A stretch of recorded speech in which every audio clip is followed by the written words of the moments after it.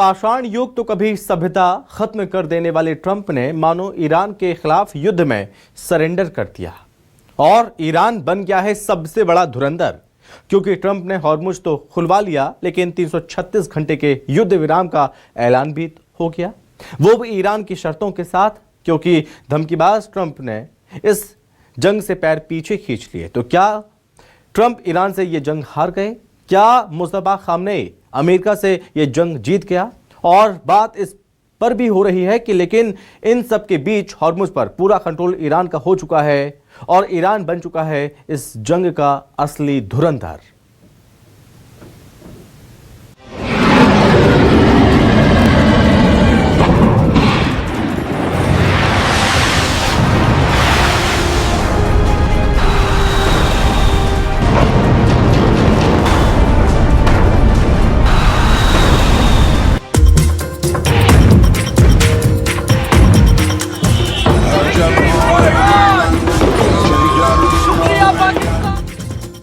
भीषण युद्ध के बाद सीज फायर, पाषाण युग की धमकी वाले ट्रंप कायर।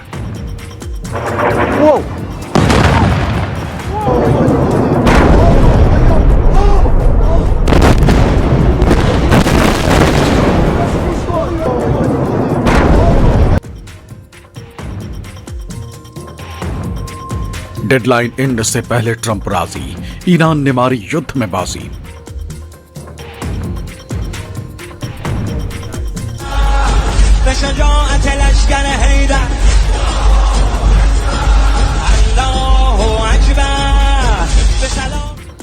सभ्यता खत्म करने वाले ट्रंप का सरेंडर, सुपर पावर के खिलाफ ईरान धुरंधर।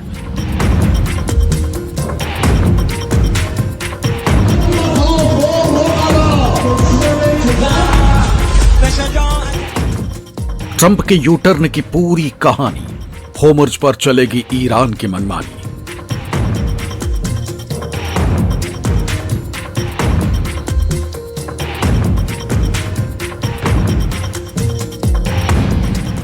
चालीस दिन बाद होर्मुज खुल गया। 40 दिन बाद मिडिल ईस्ट में धमाके रुक गए।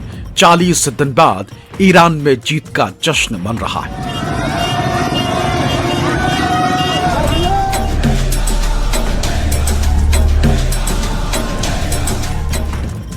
डेडलाइन खत्म होने से पहले ही डोनाल्ड ट्रंप ने 14 दिन के सीज फायर का ऐलान कर दिया। ट्रंप के सीज फायर को ईरान और इजराइल दोनों ने माना, यानी मिडिल ईस्ट में अब 336 घंटों तक बारूदी शांति रहने वाली। डेडलाइन खत्म होने के महज 90 मिनट पहले यही ट्वीट करके अमेरिकी राष्ट्रपति डोनाल्ड ट्रंप ने सीज फायर का ऐलान किया। ट्रंप बार बार कह रहे हैं कि अमेरिका ने ईरान में अपना सैन्य उद्देश्य पा लिया, लेकिन असली कहानी तो कुछ और ही। मुस्तफा खामनेई के चक्रव्यूह में कैसे फंस गए ट्रंप? होर्मुज के जाल ने कैसे अमेरिका को उलझाया? चीन की ईरानी चाल से कैसे मात खा गए ट्रंप? 40 दिन की जंग में ईरान ने कैसे पलट दी पूरी बाजी?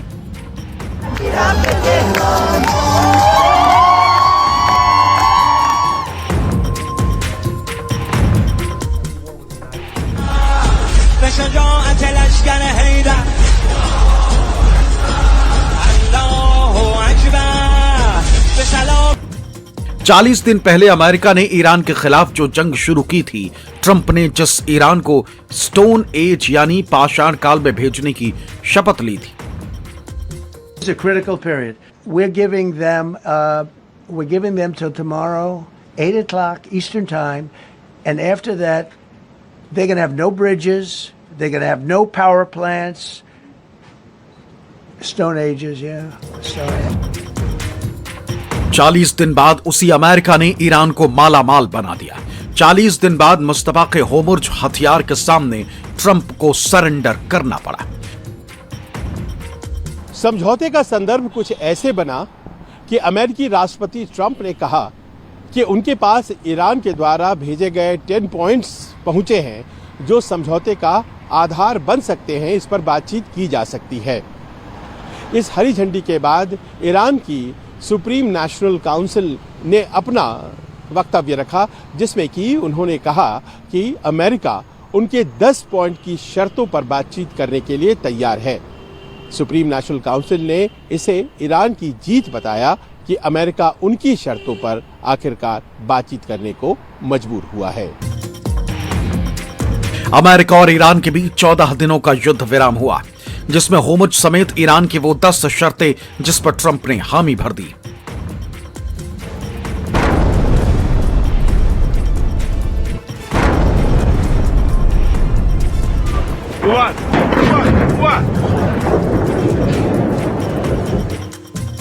ट्रंप ने ईरान के सामने होर्मुज खोलने की शर्त रखी थी। वहीं 40 दिन की नाकेबंदी के बाद ईरान ने भी शर्तों के साथ स्ट्रेट ऑफ होर्मुज को खोल दिया। जिस प्रकार से टाइमिंग दी गई थी ईरान को, उसका टाइम खत्म होने के बावजूद पूरी दुनिया को लग रहा था कि आज की तारीख में कुछ बड़ा हमला ईरान पर हो सकता है, लेकिन सीज फायर हो गया। पूरी दुनिया हैरान है कि जिस 15 शर्तों की बात अमेरिका कर रहा था उसका जिक्र नहीं हो रहा। जिक्र हो रहा है ईरान की 10 शर्तों का, जिन शर्तों पर अगले 2 हफ्तों में बातचीत शुरू हो सकती है और पूरी जो सीज फायर की भूमिका है उसी पर ही आधारित है। तो ऐसे में अमेरिका पूरी तरह से बैकफुट पर आ चुका है, यह पूरी दुनिया ने देख लिया है। लेकिन कहीं ना कहीं डोनाल्ड ट्रंप पर भी सवालिया निशान खड़ा हो गया है। 40 दिन की जंग में ट्रंप बहुत कुछ गवा बैठे और सबसे ज्यादा होर्मुज पर ईरान ने जिस तरह से ट्रंप को फंसा दिया है वो ईरान के लिए बड़ा कामयाब सौदा रहा। अब मुस्तफा ने अपने शर्तों पर स्ट्रेट ऑफ होर्मुज को खोला है और होर्मुज खोलने के लिए ईरान ने जो टर्म एंड कंडीशन लगाई है वो कुछ इस तरह। उसमें पहली शर्त यह है कि स्टेट ऑफ होर्मुज पर ईरान का पूरा कंट्रोल होगा। दूसरी शर्त यह है कि होर्मुज से गुजरने के लिए पहले ईरानी फौजी यानी IRGC से परमिशन लेनी होगी और तीसरी शर्त यह है कि होर्मुज से गुजरने वाले जहाजों से ईरान टोल और चुंगी वसूलेगा। अमेरिकी राष्ट्रपति ट्रंप ने मुस्तफा की होर्मुज वाली इन 3 शर्तों को मंजूरी दे दी, जिससे ईरान गरीब मुल्क से अब अमीर मुल्कों में शामिल हो जाएगा।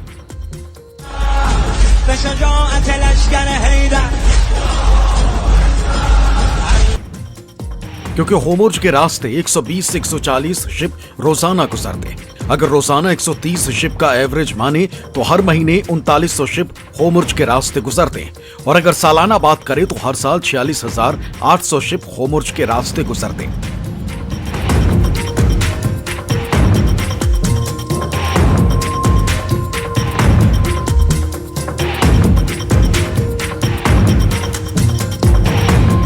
पर्शियन गल्फ और ओमान की खाड़ी को जोड़ने वाले 33 किलोमीटर चौड़े होर्मुज स्ट्रेट के रास्ते ही दुनिया के 20 से 25% ऑयल की सप्लाई होती, यानी हर दिन इस रास्ते से 2 करोड़ से 2.5 करोड़ बैरल कच्चा तेल भारत, चीन, जापान और दक्षिण कोरिया जैसे एशियाई देशों तक जाता है। और अगर ईरान यहां से गुजरने वाले जहाजों से टोल वसूलता है, जैसा कि ईरान ने अमेरिका के सामने शर्त रखी है,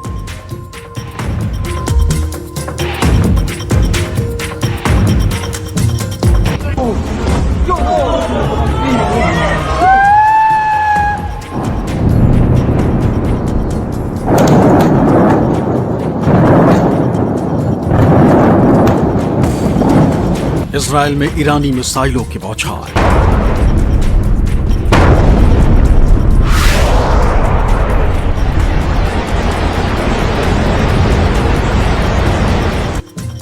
हर शिप से $2 मिलियन यानी करीब 18 करोड़ टोल वसूलेगा, यानी रोजाना 2340 करोड़ टोल वसूलेगा। और अगर सालाना की बात करें तो हर साल 8424 खरब का टोल वसूलेगा। अब जो नया सिस्टम निकल कर आया है, क्योंकि ईरान को अपनी रीबिल्डिंग के लिए पैसा चाहिए और यूएस एक एक्नॉलेजमेंट कर रहा है कि यस वो टोल के तौर पर उसको चार्ज कर ले और अपने लॉसेस को मेकअप कर ले, तो ऐसा समझा जा रहा है कि वहाँ जो टोल लगेगा वो करोड़ों रुपए में लग जाएगा। लाखों रुपए का टोल गाड़ियों शिप्स के हिसाब से देखा जाए करोड़ों अरबों खरबों में चला जाएगा। और सबसे बड़ी बात ये लाइफ टाइम हो जाएगा, इसकी कोई अवधि डिसाइडेड नहीं है। सो निकल कर यह आता है कि लड़ाई शुरू करी यूएस ने, लड़ाई हॉर्मुज की बनी यूएस और ईरान में, इसका खमियाजा भुगता गया, तकलीफ आई दुनिया में। यदि ऐसा होता है तो ईरान को हर महीने अरबों डॉलर की कमाई होगी, जो उसकी अर्थव्यवस्था के लिए किसी जैकपॉट से कम नहीं होगा। जंग शुरू होने से पहले होर्मुज के रास्ते जो शिप या टैंकर आते थे उसे कोई टोल या चुंगी नहीं देनी होती थी, लेकिन जंग शुरू होने के बाद अब ईरान चुंगी वसूल करेगा। जैसे हालात दिख रहे हैं उसमें लग ये रहा है कि ये खास चुंगी डॉलर के साथ साथ युआन में भी वसूली जाएगी और इस तरह से ये डॉलर के लिए एक झटके की तरह है और अंतर्राष्ट्रीय करेंसी के तौर पर डॉलर के मुकाबले युआन की मान्यता को थोड़ा और बढ़ाएगा। हालांकि युआन को अभी बहुत लंबी यात्रा तय करनी है।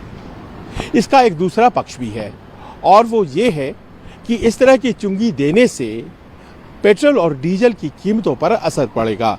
मसलन कोई भी भारतीय जहाज अगर स्ट्रेट ऑफ हॉर्मुज से गुजरता है तो उसे करोड़ों रुपए टैक्स के तौर पर देने पड़ेंगे, जिससे तेल की परिवहन लागत जो है वो बढ़ जाएगी और इसका सीधा असर डीजल और पेट्रोल की कीमतों पर पड़ेगा।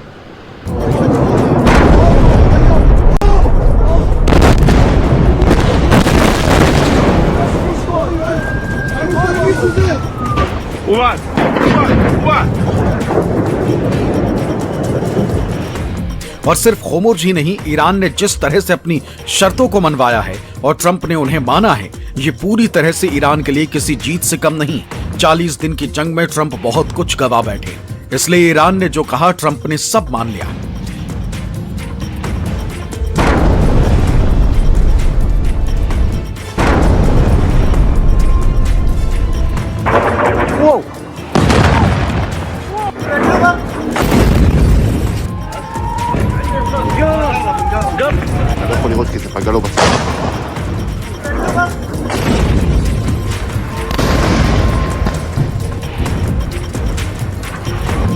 ईरान पर हमले पूरी तरह बंद हो, दोबारा हमले ना करने की गारंटी मिले। होर्मुज स्ट्रेट पर ईरान का ही कंट्रोल होगा, हमले में नुकसान की पूरी भरपाई होगी। ईरान पर लगे सभी प्रतिबंध हटाने होंगे, ईरान से अमेरिकी सेना की वापसी होगी, फ्रीज किए गए एसेट्स वापस मिलेंगे, होर्मुज पर आवाजाही शर्तों के साथ होगी, हर जहाज से $20 लाख की फीस ली जाएगी, मिडिल ईस्ट पर हमले बंद होंगे।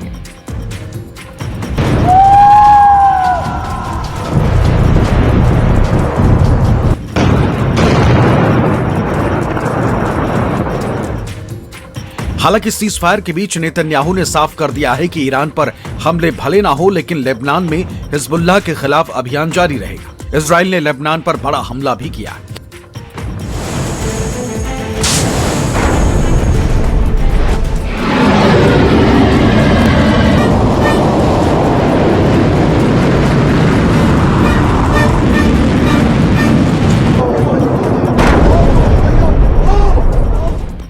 दुनिया मान रही है कि ट्रंप ने पैर खींच के अच्छा किया, क्योंकि अब किसी भी मिलिट्री ऑपरेशन से अमेरिका को बहुत कुछ हासिल होने वाला नहीं था। ट्रंप ईरान के जंग में फंसने के बाद एक फाइनल एग्जिट पॉइंट खोज रहे थे, जिसका दबाव ईरान पर काम आ गया और ट्रंप ने सीज फायर की घोषणा कर दी।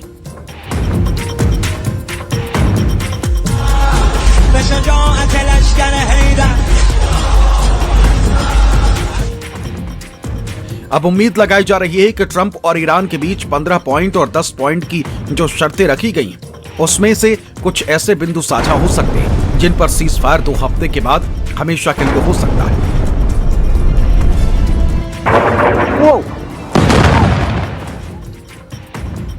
मसलन ट्रंप की पहली शर्त होर्मुज खोलने की थी। ईरान को भी होर्मुज खोलने में ऐतराज नहीं, अमेरिका की ओर से न्यूक्लियर वेपन नहीं बनाने की थी। तो ईरान ने कभी नहीं कहा कि वो न्यूक्लियर हथियार बना रहा है। कि ईरान पर दोबारा हमले की गारंटी मिले तो ट्रंप इजराइल को कुछ बरसों तक हमला नहीं करने के लिए राजी कर सकते हैं। कि जंग में हुए नुकसान की भरपाई की जाए तो अमेरिका होर्मुज से टोल वसूल कर उसकी भरपाई का फॉर्मूला रख सकता है। लेकिन यह अनुमान की बात है। जब ट्रंप और ईरान एक बार फिर से परमानेंट युद्ध विराम के बाद बातचीत के टेबल पर पहुंचेंगे, तभी इसकी उम्मीद की जा सकती है।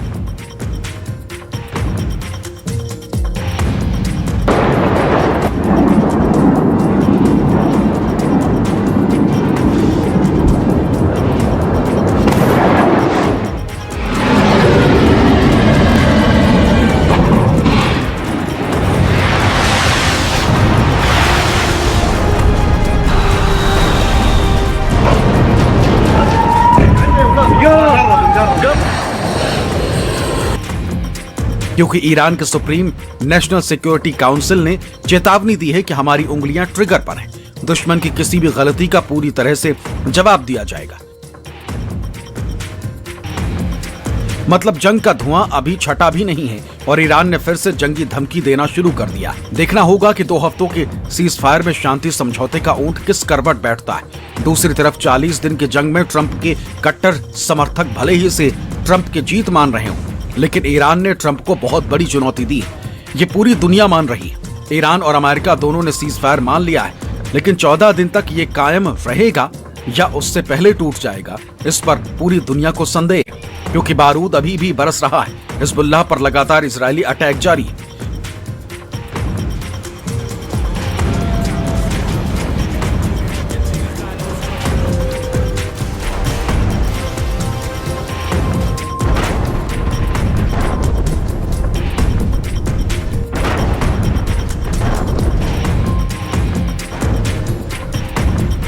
चालीस दिन की जंग के बाद हकीकत यही है कि इस जंग में 3700 से ज्यादा लोग मारे जा चुके हैं। अमेरिका ईरान का संवर्धित यूरेनियम नहीं निकाल पाया। होमर्ज 40 दिन के बाद खुला है, लेकिन ईरान के लिए सबसे बड़ा फायदा करवा कर। अब 14 दिन बाद मिडिल ईस्ट में एक बार फिर से बम बरसेंगे या फिर शांति वार्ता किसी स्थायी समाधान तक पहुंच जाएगी, इसका इंतजार पूरी दुनिया कर रही है। Bureau report, news 24।